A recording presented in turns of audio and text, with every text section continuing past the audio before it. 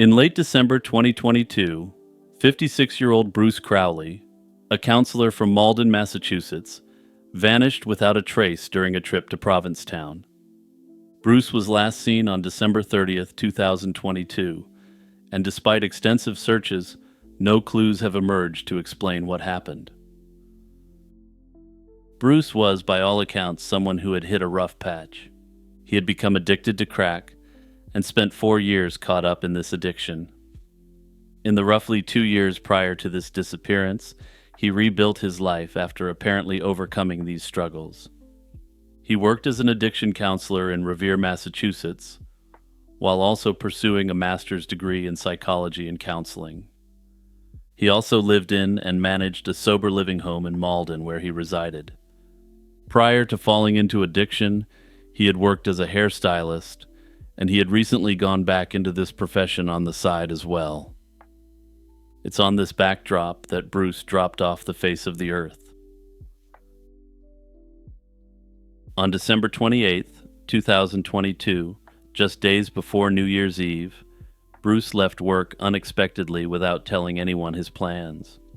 That evening, he failed to deliver medication to a client and did not show up for work the next day, an uncharacteristic lapse that raised concern among co-workers. Surveillance footage later confirmed that Bruce had traveled to Provincetown at the tip of Cape Cod and checked into the Anchor Inn beach house on Commercial Street. He withdrew $950 in cash on December 28th before departing, suggesting he anticipated expenses during his trip. According to the motel staff and security cameras, Bruce was last seen on the evening of December 30th, 2022, leaving the Anchor Inn. He mentioned to the staff that he was going to meet friends for dinner, but he never returned to his room. All of his belongings were left behind in his rented room, and his gray 2011 Mini Cooper was later found parked in Provincetown's West End, not far from the hotel. After that Friday night, Crowley simply vanished. He didn't check out of the inn, nor contact anyone, and he missed the New Year's festivities that he ostensibly had planned to enjoy in Provincetown. It remains unknown who he intended to meet or what his plans were that night. When Crowley failed to return home as expected, his family reported him missing on January 4th, 2023. This prompted an immediate investigation spanning multiple jurisdictions. Both the Provincetown Police Department in Cape Cod and the Malden Police Department in Bruce's hometown launched efforts to locate him. Authorities canvassed Provincetown but found no sign of Crowley beyond the discovery of his vehicle. On January 13th, 2023, about 2 weeks into the search, the case was turned over to the Massachusetts State Police. State troopers conducted extensive search operations in the Provincetown area, including aerial searches by helicopter and coordinated water searches along the shoreline. By late January, the district attorney's office emphasized that the search was ongoing and active. Officials also stated there was no indication of any threat to the public, suggesting that whatever befell Bruce was likely an isolated incident. Despite the intensive effort, from combing beaches and harbor waters to reviewing surveillance footage, no definitive clues were uncovered. Bruce's cell phone and bank accounts yielded no helpful information released to the public, and no witnesses have come forward to provide any meaningful leads. Provincetown, normally a bustling resort in summer, offered little information during the winter lull. Frustratingly for investigators and family alike, the trail went cold. The baffling absence of evidence has led to various theories about what happened to Bruce Crowley that weekend. One theory centers on Crowley's past struggle with addiction. Both his sister and a co-worker have suggested that Crowley may have traveled to Provincetown secretly to relapse and use substances, far from the watchful eyes of his sober community. The fact that he withdrew a large sum of cash before the trip supports the idea that he intended to fund a private binge. If this is true, Crowley might have suffered from an accidental overdose. He may have been using substances with individuals who didn't have his best interests at heart. If Bruce did overdose, it's conceivable that others with him panicked and disposed of his body, or simply left him to his fate in an isolated area. Another possibility is that Crowley fell victim to foul play. Carrying a significant amount of cash and being alone in an unfamiliar town could have made him a target for robbery or violence. If he pulled out a fat wad of cash to pay for his next fix, a dealer, or perhaps more likely another junkie, may have robbed him. Finally, though his family finds it unlikely, there's the theory of a voluntary disappearance, suggesting that Bruce chose to walk away from his life. Perhaps the pressure of maintaining sobriety and his responsibilities became overwhelming, and he decided to start anew somewhere else. Notably, though, he left behind his car, which the authorities don't consider typical of a planned getaway. To this day, the fate of Bruce Crowley remains unknown, and his case is an agonizing mystery for his family and an open investigation for law enforcement. Hey everyone, it's Jimmy here, just quickly reminding you to hit that like button and share this video with your friends and family. Also remember to check out my true crime channel for solved cases, and my history channel for all sorts of historical content. The Lost Dutchman's gold mine is said to be a massive cache of gold hidden in Arizona's Superstition Mountains. This is a treasure trove so rich, it's rumored to be valued at over $200 million. According to legend, this secret mine was rediscovered in the 19th century by Jacob Waltz, a German immigrant known as the Dutchman. The lore indicates this German-American prospector took its location to his grave in 1891. Over the past century, the story of the Lost Dutchman has captivated countless treasure hunters and become perhaps the most famous lost mine legend in American history. Each year, hopeful prospectors venture into these rugged peaks searching for Waltz's elusive gold, guided by cryptic clues that may be more legend than reality. None have ever found a trace of the treasure, at least not publicly, and some have paid with their lives while pursuing it. Numerous disturbing and well-documented deaths have been associated with the hunt for the treasure well into the 20th century. One origin story for the Lost Dutchman legend begins with the Peralta family, wealthy Mexican landowners who controlled the mountains in the region. In the 1840s, the Peraltas reportedly developed a rich gold mine in the Superstition Mountains and extracted a fortune in ore. What happened next varies depending on the telling, but every version revolves around this Mexican family. In one version, in 1848, the mining operation was supposedly ambushed by Apache warriors, leaving virtually everyone who knew the location of it deceased. In another version, the Apache warriors attacked the Peralta family directly, wiping them out specifically not due to the mine, but due to a territorial dispute. In this version of the story, the Peraltas were all slain, except for one member of the family who eventually told Jacob Waltz the family secret. It remains unclear if the Peralta family ever actually had a claim in the Superstition Range, or if this tale was grafted onto the legend years later. That said, historians do note that there was a documented wealthy Mexican cattle ranching family named De Peralta, who controlled territory in the region. Later treasure hunters found a set of carved rock maps known as the Peralta Stones.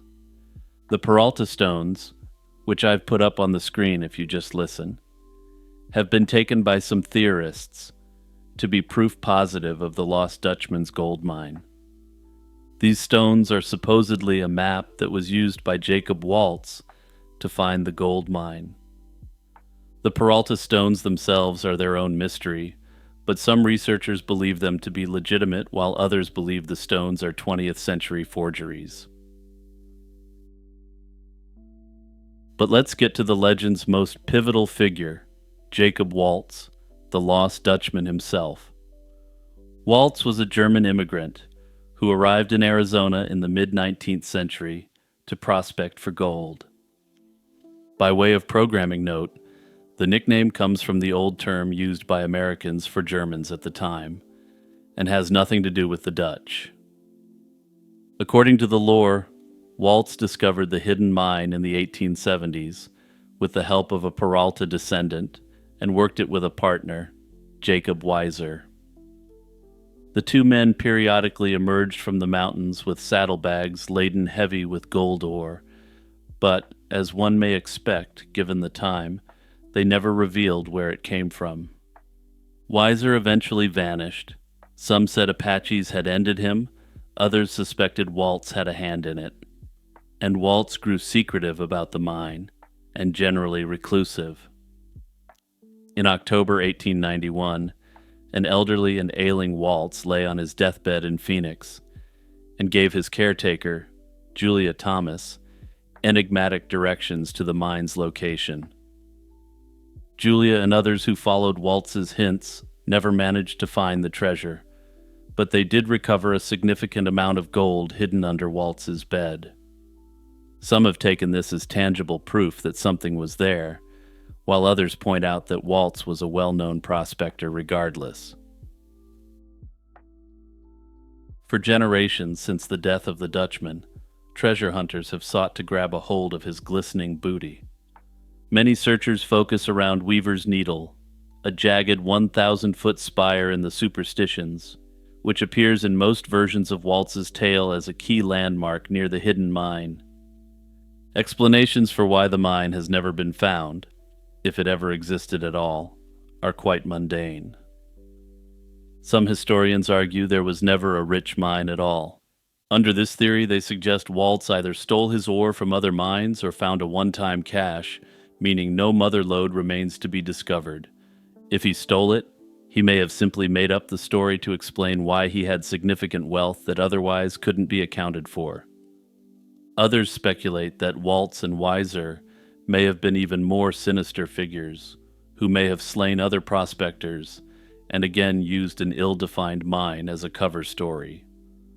Virtually nothing is known about why these men left Germany, or their history outside the mine, leading some to speculate that they had criminal histories. That said, this is pure speculation, with no evidence whatsoever to support it. Others theorize the entrance may now be sealed or even submerged. One theory suggests the Dutchman's gold could lie under Apache Lake, an artificial lake formed by the Horse Mesa Dam. If this is the case, this would make any attempts by amateur treasure hunters to find the gold mine entirely futile. Importantly, this dam was established in the 1920s, well before the story had acquired the legendary status it currently has. It's possible then that by the time treasure hunters arrived, the gold was already long buried. Every few years, a new purported clue or decoding of an old cipher makes headlines, but each supposed discovery inevitably ends in disappointment. To date, no one has definitively confirmed the location of Jacob Waltz's mine, and its whereabouts remain an enduring mystery. Perhaps just as interesting as the gold itself is the history of the search and the dangers faced by those who have sought the Dutchman's gold. Sheer cliffs, maze-like canyons, and iron-rich rocks skew compasses and make navigation perilous. Summer temperatures in the Arizona desert regularly soar above 110 degrees Fahrenheit, while sudden storms in cooler months can bring flash floods or hypothermia-inducing cold. Water is scarce in this rugged wilderness, and cell phones often have no signal. Notably, Dutchman treasure seekers often go in unprepared, carrying too little water, wearing the wrong gear, and underestimating the terrain, mistakes that can be fatal. Some have speculated that this is because many of the people who seek the treasure aren't experienced hikers, just amateurs who've caught the treasure hunting bug. Further, many of these individuals come from parts of the country that are much more hospitable in terms of climate. For instance, getting off course for a couple hours on a hike in the Great Smokies isn't good, but generally isn't fatal. The same can't be said for an unintended detour through the Arizona desert, where a poorly provisioned hiker can die of exposure rapidly. In addition to natural hazards, the search for the lost Dutchman has a bloody history of violence, suggesting that at some point someone may have been guarding something in the area. In 1931, an amateur explorer vanished while hunting for the mine. 6 months later, his skull was found in a remote canyon with 2 holes identified as bullet wounds, and his gruesome fate made national headlines. Some speculated at the time that this explorer may have gotten a bit too close to the truth. In 1945, an author named Barry Storm claimed he narrowly escaped a sniper's bullet in the Superstitions. He speculated that this phantom shooter might have also slain the previous explorer to guard the mine's secrets. Notably, at the time, this story was treated as a sensationalistic tale designed to drum up interest in a book. Subsequent events would prove that this likely wasn't the case, and that Storm was likely actually shot at. In 1947, prospector James Cravey chartered a helicopter into the mountains to search for the treasure, believing that he had cracked the case. Several months later, his headless remains were found out in the wilderness. Throughout the 50s and 60s, several other treasure hunters were found dead in the wild. They had all been shot. Others simply never returned home, with no signs of their bodies ever found. The hunt for the mine continues to claim lives into the 21st century, with the last known treasure hunters having perished from exposure in 2010 while on the trail of the gold. After more than a century of intrigue, the truth behind the Lost Dutchman's gold mine mystery remains unsolved. No expedition has ever conclusively proven the mine's existence, yet the legend endures as one of the epic tales of the Old West. In January 2008, a 37-year-old Taiwanese woman, known publicly by her surname Liu, and her 4-year-old daughter vanished under mysterious circumstances. Notably, the mysterious events were retroactively dubbed the Taiwanese Elisa Lam case by some in the media after 2013. Miss Liu was a mother of 4 children living in Shetu Township in Changhua County in Taiwan. She had reportedly been in a troubled marriage, and her husband, identified only by the surname Zhang, had a history of heavy drinking and violence. In early 2008, the couple were separated, with Ms. Liu caring for the children while Mr. Zhang provided financial support.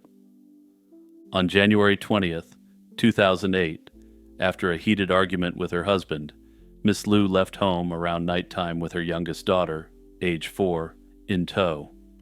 She told her eldest daughter that she would take the little girl to a relative's home for a few days, seemingly to cool off after the fight.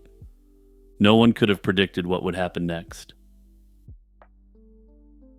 That same night, Miss Liu traveled about 5 miles on her scooter to the nearby town of Yuanlin with her 4-year-old.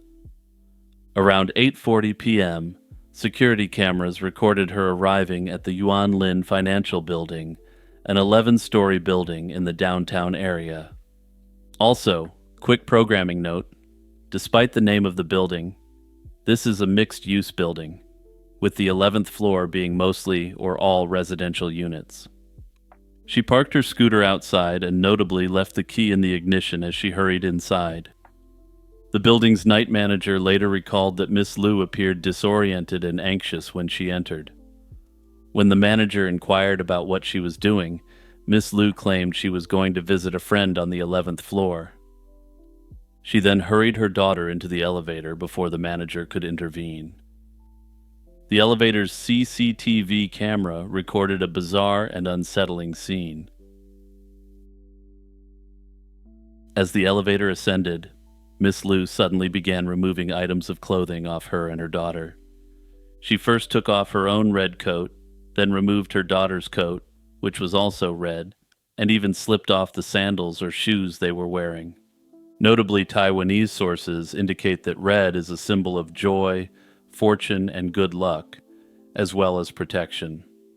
Some have speculated that the matching red jackets may have symbolized the need for good luck on a new start, but I'll come back to that point. She left these items, 2 jackets and a pair of slippers, discarded in the corner of the elevator. Upon reaching the top floor, the 11th floor she had mentioned to the manager, Miss Liu gathered her child into her arms and darted out of the elevator. She was heading toward the building's stairwell that leads to the roof. A hallway camera on the 11th floor captured the mother and daughter entering the emergency stairwell, and after that moment, they were never seen again. Crucially, no camera ever recorded them coming back down or exiting the building's lobby. By the next morning, January 21st, the building's manager discovered the abandoned clothing in the elevator. He reviewed the security footage, discovering the disturbing sequence of events from the night before. Alarmed, he contacted the police immediately to report the event. Around the same time, Miss Liu's family had realized something was very wrong. When she failed to return, her worried relatives contacted police and the media. Initially, her husband assumed Miss Liu had simply gone to her mother's house to vent her frustrations and would come home once she'd calmed down.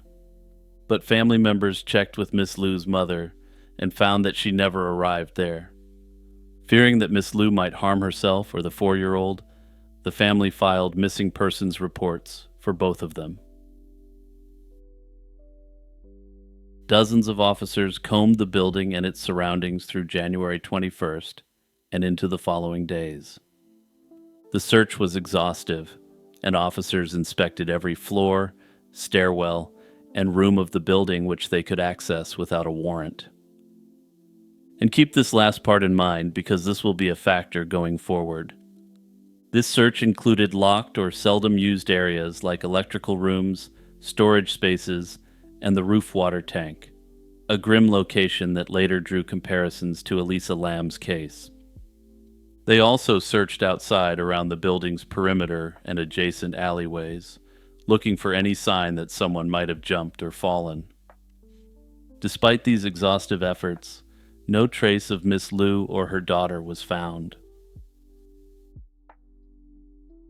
The Taiwanese media covered the case extensively in early 2008, but as months passed with no breakthroughs, coverage died down. The case remained unsolved, leaving family members in limbo and the authorities scrambling for any clues whatsoever. In early 2013, the Elisa Lam case in Los Angeles made international headlines, and the family, noting the similarities, acted quick to get Miss Liu and her daughter back in the headlines as well. This renewed attention prompted authorities to reopen the case in 2013, albeit without new evidence emerging at that time. Despite this renewed surge in interest, no new findings were released at that time. By 2020, 12 years after the incident, Taiwanese authorities launched another review of the evidence, hoping that time or new investigative techniques may crack the case.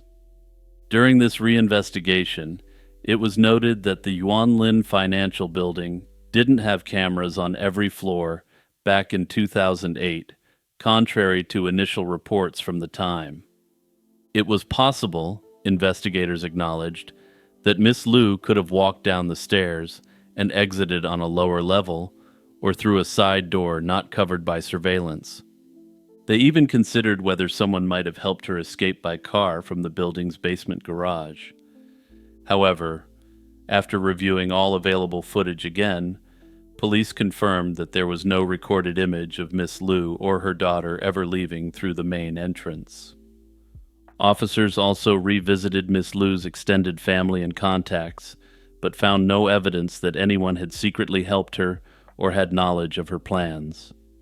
Notably, some have speculated that the removal of specific clothing in the elevator may have been a symbolic or ritualistic act, potentially indicating a break with their previous life.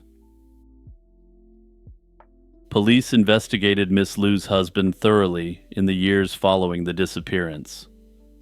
Mr. Zhang was long considered a person of interest, not because of any direct evidence against him, but due to the domestic problems preceding the incident. He denied any involvement, claiming he thought his wife had just left temporarily. Notably, in 2023, Mr. Zhang died falling from the roof of his home, leading to significant speculation online about whether this was an accident or intentional. If it was intentional, some have speculated that this may have been an expression of guilt for either his direct or indirect involvement. Over the 17 years since Miss Liu and her daughter disappeared, a number of theories have been proposed, with investigators, experts, and amateur sleuths all weighing in. One theory is that the two may have been lured to the 11th floor by someone who intended to do them harm. One forensic expert hypothesized that the perpetrator might have tricked them into entering a private unit in the building and then slain them. He suggested this individual then removed the remains little by little until no trace of them remained.